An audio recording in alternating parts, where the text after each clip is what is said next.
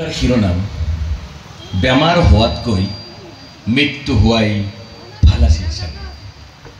শ্মশানৰ চিতা নাইবা জীৱননাথৰ শেষ আলয় কবৰস্থানলৈ যোৱাৰ ঠিক আগে আগে শুই আছিল মই GMCHৰ 405 নম্বৰ বিচনাত। কাহ চৰ্দি আৰু জ্বৰেই আছিল আৰম্ভণি। যাতায়াত আৰু নিশা কটোৱাৰ বাবে চৰকাৰী আৱাসৰ অজুহাতত স্থানীয় ডিস্পেন্সাৰীখনত ডাক্তৰ নাছিল বাবে কম্পাউণ্ডাৰজনে লিখিছিল 3টা দৰৱ, তাৰে এটা চৰকাৰী যোগানৰ পেৰাচিটামল, বাকী 500 টকীয়া বেমাৰৰ মূল দৰৱ 2টা বাহিৰৰ ব্যক্তিগত ফাৰ্মাচীতে উপলব্ধ। জেপত আছিল তেতিয়া মোৰ 210 টকা। ৰাতি বুকুখন বিষাইছিল সেইদিনা। কাহৰ লগত কিছু ৰক্তক্ষৰণ হৈছিল। জ্বৰৰ উত্তাপটো বাঢ়ি আহিছিল। মাজৰাতি পত্নীৰ চাদৰৰ আঁচলখন তিয়াই কপালত জ্বৰটোক কিছু সকাহ দিলেও ৰমেন মাষ্টৰৰ পৰা 5000 ধাৰ লৈ প্ৰভাতী পুৱাই ঢাপলিয়াইছিলোঁ চহৰৰ ব্যক্তিগত নাৰ্ছিংহোমলৈ। বৰ আটক ধুনীয়া সুচ্চ অট্টালিকা, যে মৃত্যুক জয় কৰি আনিব পৰা এটি ঘৰ। বাতানুকুলাৰ কোঠাৰে সজাই তুলিছিল বিভিন্ন বেমাৰৰ বিভাগৰ ডাক্তৰৰ চেম্বাৰবোৰ। ৰেজিষ্ট্ৰেশ্যনৰ নামত 100 টকা।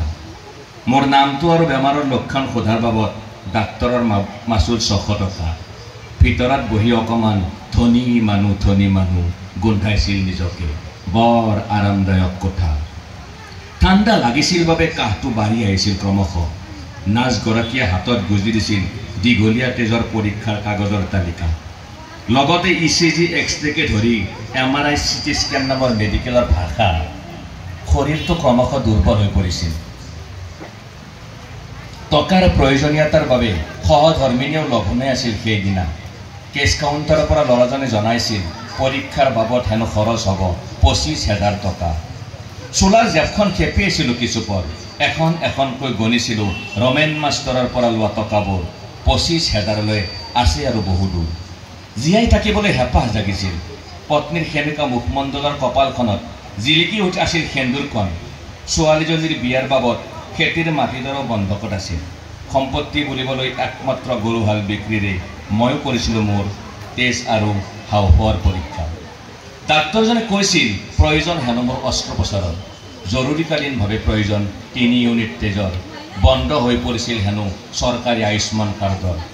মোক জীয়াই তুলিবলৈ প্ৰয়োজন আকাশলংঘী মূল্যৰ দৰাবৰ। জাপশূন্য টকাৰে এতিয়া মোৰ চিনাকি GMCHৰ 405 নম্বৰ কোঠা। বেমাৰ হোৱাতকৈ মৃত্যু হোৱাই ভাল আছিল চাগে। ধন্যবাদ।